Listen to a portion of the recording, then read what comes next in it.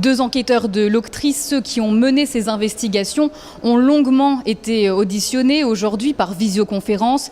Ils semblaient mal à l'aise face aux questions des avocats, car les avocats des accusés tentent de prouver que les services de police auraient usé de techniques illégales de surveillance et doutent de leur impartialité.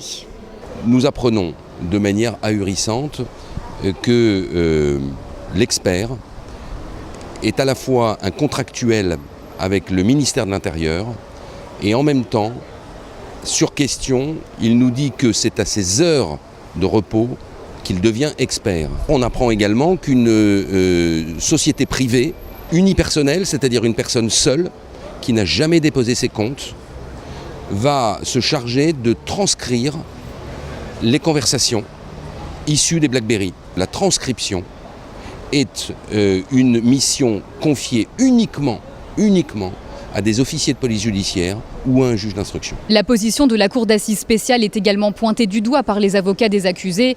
Ils lui reprochent de ne pas prendre acte de certains éléments. Parce que ces réponses sont des réponses à des questions données par des gens qui n'ont jamais été entendus dans ce dossier jusqu'à présent. J'ai, moi, personnellement, l'impression qu'il y a en effet un malaise sur la recevabilité d'un certain nombre d'éléments de preuve. C'est une impression qu'il n'y a de dossiers valables, qu'il n'y a d'enquêtes valables, d'instructions valables, etc. Parce que tout ça coûtait beaucoup d'argent, que si on aboutit à des condamnations. S'il y a des acquittements, ça vaut pas le coup. S'il y a des annulations, ça vaut pas le coup. Bah si, ça vaut le coup parce que c'est l'application de la loi. De son côté, Kevin Dour est désormais le seul accusé à comparaître derrière le box en verre suite à son accès de colère lundi et aux échauffourées avec les hommes du GIGN.